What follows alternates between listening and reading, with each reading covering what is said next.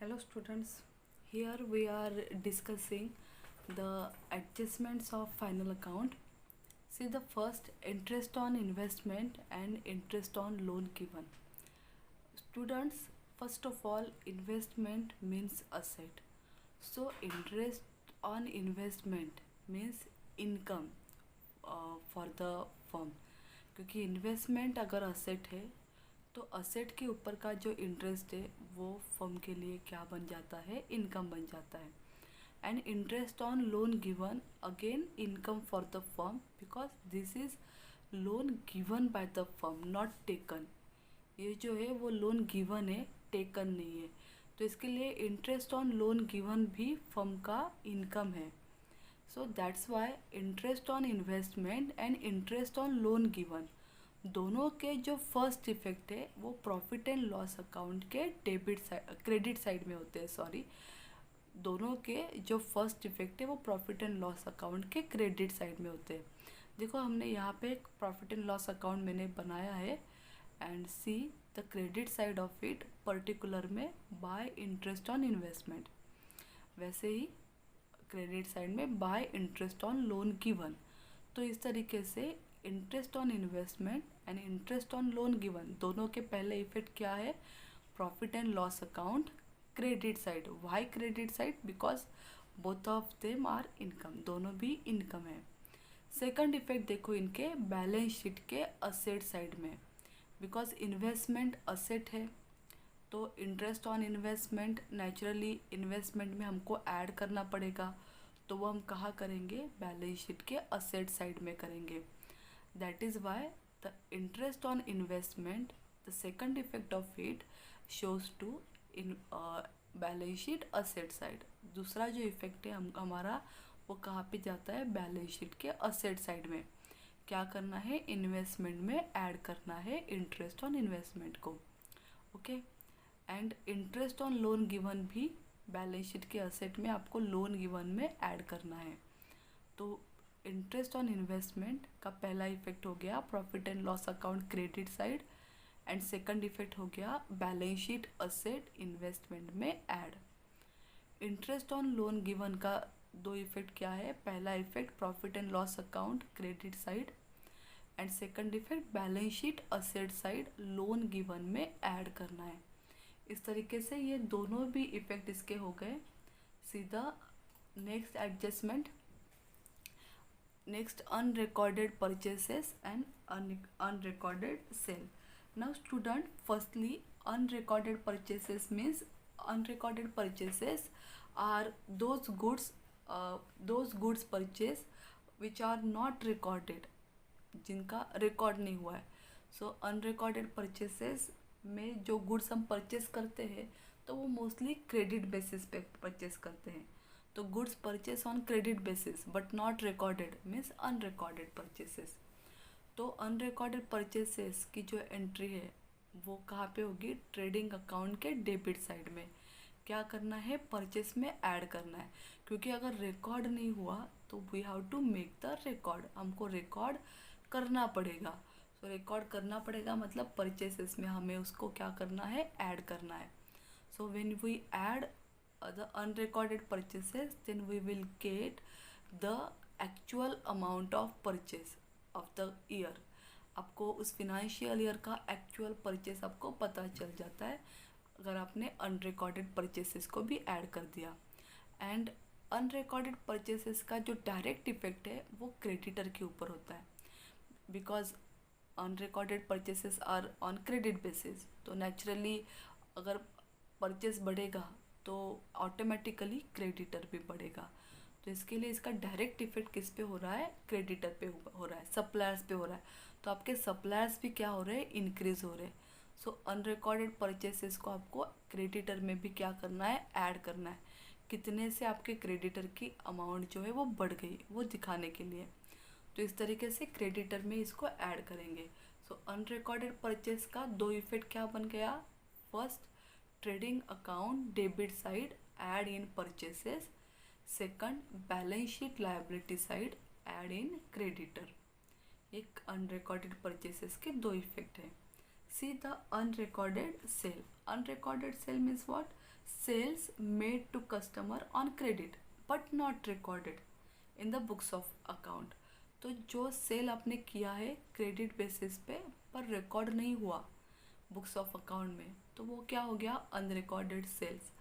Naturally इसको भी आपको रिकॉर्ड करना है, तो आप कहाँ रिकॉर्ड करोगे? Trading account credit side. By sales में ये ऐड हो जाएगा, add unrecorded sale. So naturally आपको क्या मिलेगा? टोटल सेल मिलेगा आपको। उस ईयर का टोटल सेल कितना है वो आपको एग्जैक्टली मिल जाएगा। एंड सेल जो है इट अफेक्ट ऑन डेटर। अगर आपका सेल बढ़ेगा तो आपके डेटर्स भी बढ़ेंगे। तो डेटर्स बढ़ेंगे मतलब अनरिकॉर्डेड सेल डेटर्स में आपको क्या करना है? ऐड करना है, क्योंकि आपके कस्टमर्स भी उतने से क्या हो रहे हैं? इंक्रीज हो रहे हैं, बढ़ रहे हैं। तो अनरिकॉर्डेड सेल के दो इफेक्ट क्या हो गए? पहला effect trading account credit side sales में ऐड करना है। Second effect balance sheet asset side debtor में ऐड करना है। तो इससे हमें क्या पता चल रहा है स्टूडेंट कि परचेज जो है it affect on creditor and sales affect on debtor. Purchase creditor से रिलेट करता है और सेल्स जो है वो डेटर से रिलेट कर रहा है। See the next, bills receivable dishonoured and bills payable dishonoured. तो ये ऐसे एडजस्टमेंट है जो एक ही साइड पे अफेक्ट करती है। तो पहले तो हम देखेंगे what is dishonoured. Dishonoured means what? So when drawee और pay is not able to make the payment on the date of maturity then of a bill it is called as dishonored। अगर किसी bill का payment drawee या पे due date पे या maturity date पे नहीं कर रहे तो हम उसे क्या कहेंगे? डिसऑनर्ड कहेंगे। Bill receivable dishonoured means what? कि जो बिल रिसीव्ड होने वाला था, जिस बिल का आपको पेमेंट मिलने वाला था, रिसीव्ड होने वाला था, वो बिल क्या हो गया? डिसऑनर्ड हो गया। तो उसे हम क्या कहेंगे? Bills receivable dishonoured. So firstly bill receivable is your current asset. तो नेचुरली आपको ये कहाँ करना है? बैलेंस शीट के असेट साइड में। तो बिल रिसीवेबल अगर डिसऑनर्ड होता है तो बिल रिसीवेबल उतने से क्या होगा? कम होगा। तो हमको क्या करना है? बिल रिसीवेबल में से बिल रिसीवेबल डिसऑनर्ड लेस करना है। और अगर बिल रिसीवेबल लेस हो रहा है तो वहाँ पे ये डेटर में जाके ऐड होगा। बिकॉज अगर बिल रिसीवेबल डिसऑनर्ड हो रहा है तो उतने से आपके डेटर्स भी यहाँ पे क्या हो रहे हैं? इंक्रीज हो रहे हैं। तो इसके लिए ये डेटर्स में ऐड होगा bill receivable dishonoured. I repeat, bill receivable के दो इफेक्ट क्या है? Firstly balance sheet asset side में बिल रिसीवेबल से लेस करना है बिल रिसीवेबल डिसऑनर्ड को, और ये यहाँ से लेस होके डेटर में उसी साइड में जाके क्या होता है? ऐड होता है। डेटर्स में बिल रिसीवेबल डिसऑनर्ड क्या होना है? ऐड होना है। तो देखो बिल रिसीवेबल डिसऑनर्ड का बैलेंस शीट असेट साइड में ही इफेक्ट हुआ है। दोनों भी इफेक्ट बैलेंस शीट असेट में हुए हैं। उसी तरीके से bills payable dishonoured means here suppose the firm is not able to pay the money on the due date on the maturity date, at that time it is a bills payable dishonoured. कि अगर firm he able नहीं है payment करने के लिए, firm ने payment नहीं किया, तो ये डिसऑनर्ड हो गया आपका बिल। तो बिल्स पेएबल डिसऑनर्ड मतलब bills payable is your current liability, so you have to show it to the balance sheet liability side. तो बैलेंस शीट लायबिलिटी में आप बिल्स पेएबल दिखाते हो, उसमें से ही बिल्स पेएबल डिसऑनर्ड क्या होगा? लेस होगा। और ये यहाँ से लेस होके क्रेडिटर में क्या होगा? ऐड होगा। बिल्स पेएबल डिसऑनर्ड आपके आपके बढ़ क्रेडिटर्स जो है वो आपके बढ़ जाएंगे। बिकॉज आपका पेमेंट आपको करना था, आपने नहीं किया। नहीं किया मतलब आपको फ्यूचर में अभी उसका पेमेंट करना है। तो क्रेडिटर्स मतलब सप्लायर्स आपके उतने से क्या हो गए? इंक्रीज हो गए, बढ़ गए। तो बिल्स पेएबल के दो इफेक्ट क्या हो रहे हैं? देखो बैलेंस शीट लायबिलिटी साइड में बिल्स पेएबल डिसऑनर्ड को बिल्स पेएबल से लेस करना है और क्रेडिटर्स में ऐड करना है उसी साइड में। बिल रिसीवेबल डिसऑनर्ड का इफेक्ट होता है बैलेंस शीट असेट साइड में, बिल्स पेएबल डिसऑनर्ड का इफेक्ट होता है बैलेंस शीट लायबिलिटी साइड में। सो बिल रिसीवेबल डेटर पे अफेक्ट करता है और bills payable it affect on creditor, bills payable creditor के ऊपर अफेक्ट करता है। See the next, insured and uninsured goods destroyed by fire. Insured देखेंगे सबसे पहले हम, insured goods destroyed by fire और accident. So those goods which are already insured and such goods destroyed by fire, if it is destroyed by fire or destroyed by accident, then it has three effect, 1 2 and 3। insured goods अगर destroyed होते हैं due to fire और due to accident, तो इसके 3 effect होने, 1 2 and 3। ये एक ऐसी एडजस्टमेंट है जिसके 3 इफेक्ट होते हैं। कब 3 इफेक्ट होते हैं? व्हेन गुड्स आर इंश्योर्ड, जब गुड्स इंश्योर्ड है उस टाइम पे। देखो किस तरीके से होते हैं। पहला इफेक्ट होना है ट्रेडिंग अकाउंट में, ट्रेडिंग अकाउंट के क्रेडिट साइड में, by goods destroyed by fire और by goods destroyed by accident, because goods goes out. So I already told you, when goods goes out तो ट्रेडिंग का credit, तो trading के credit में इसकी हमने एंट्री कर दी। Secondly, because it is insured, ये गुड्स इंश्योर्ड से, तो आपको इसका क्लेम सर्टनली मिलेगा। तो वो क्लेम आप कहाँ दिखाओगे? Balance sheet asset side, insurance claim. तो बैलेंस शीट असेट साइड में इंश्योरेंस क्लेम का सेकंड इफेक्ट होता है।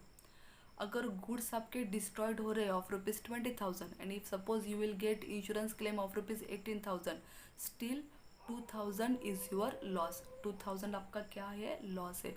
तो आपको ये थर्ड जो लॉस है वो कहाँ दिखाना है? Profit and loss account debit side, profit and loss account के डेबिट साइड में, टू लॉस बाय फायर और to loss by accident, loss by fire और लॉस बाय एक्सीडेंट करके आपको ये प्रॉफिट एंड लॉस अकाउंट के डेबिट साइड में दिखाना है। इस तरीके से इंश्योर्ड के आपके कितने इफेक्ट हुए? 1 2 एंड 3। पहला इफेक्ट ट्रेडिंग का credit, second effect balance sheet asset side and third effect profit and loss account debit side. देखो ये यहाँ से ऊपर मैंने ट्रेडिंग किया है, यहाँ से जो नीचे है वो प्रॉफिट एंड लॉस अकाउंट दिखाया है। सपोज गुड्स आर अनइंश्योर्ड, अगर गुड्स अनइंश्योर्ड है ऐसे टाइम पे इंश्योरेंस क्लेम्स आएगा ही नहीं, तो आपको इंश्योरेंस क्लेम की एंट्री करनी ही नहीं है क्योंकि गुड्स अनइंश्योर्ड है। तो जितना आपका डिस्ट्रॉयड है गुड्स बाय फायर और एक्सीडेंट, उतना ही आपका टोटल लॉस भी होगा। सो सपोज अगर गुड्स डिस्ट्रॉयड बाय फायर और accident, if it is ₹20,000 then 20,000 is your loss, तो उतना ही आपका लॉस होगा। तो 2 ही इफेक्ट होंगे व्हेन गुड्स आर अनइंश्योर्ड। पहला effect trading account credit side by goods destroyed by fire और accident, and second effect to loss by fire और एक्सीडेंट। इंश्योरेंस क्लेम यहाँ पे नहीं होगा, इंश्योरेंस क्लेम का इफेक्ट आपको यहाँ पे नहीं करना है बिकॉज इंश्योरेंस क्लेम है ही नहीं उस टाइम पे, इसके लिए आपको इंश्योरेंस क्लेम का इफेक्ट यहाँ पे नहीं करना है। सीधा नेक्स्ट इज गुड्स स्टोलन और goods distributed as free sample. Goods stolen and goods distributed as free sample, in both the cases goods goes out. इन दोनों केसेस में गुड्स गोज आउट है, गोज आउट है, इसके लिए इनका पहला इफेक्ट कहाँ पे होना है? Trading account credit side. देखो दोनों के इफेक्ट ट्रेडिंग के क्रेडिट में हो रहे, by goods stolen, by goods distributed as free sample, दोनों ट्रेडिंग के क्रेडिट में। तो इनके सेकंड इफेक्ट कहाँ पे होने हैं? Profit and loss account debit side. Goods stolen का देखो यहाँ पे प्रॉफिट एंड लॉस के डेबिट साइड में हमने इफेक्ट किया है to loss by goods stolen, because अगर गुड्स स्टोलन हो रहा है it is your loss, so it comes to profit and loss account debit side to loss by goods stolen. And goods distributed as free sample, so you are distributing goods as a free sample for advertisement purpose, so naturally profit and loss के debit में आपको लिखना है to advertisement. For goods distributed as free sample के लिए आप क्या लिखेंगे? एडवर्टाइजमेंट। इस तरीके से आपको इन दोनों के 2 इफेक्ट करने हैं। देखो फिर से गुड्स स्टोलन के 2 इफेक्ट क्या हो रहे हैं? Trading account credit side by goods stolen, and second effect profit and loss account debit side to loss by goods stolen. Goods distributed as free sample के 2 इफेक्ट क्या हो रहे हैं? Trading account credit side by goods distributed as free sample, and profit and loss account debit side to advertisement. तो इस तरीके से students हमने कुछ एडजस्टमेंट करवाए हैं मैंने आपको अभी ये। तो आई होप आपको ये समझ में आए होंगे। Okay bye.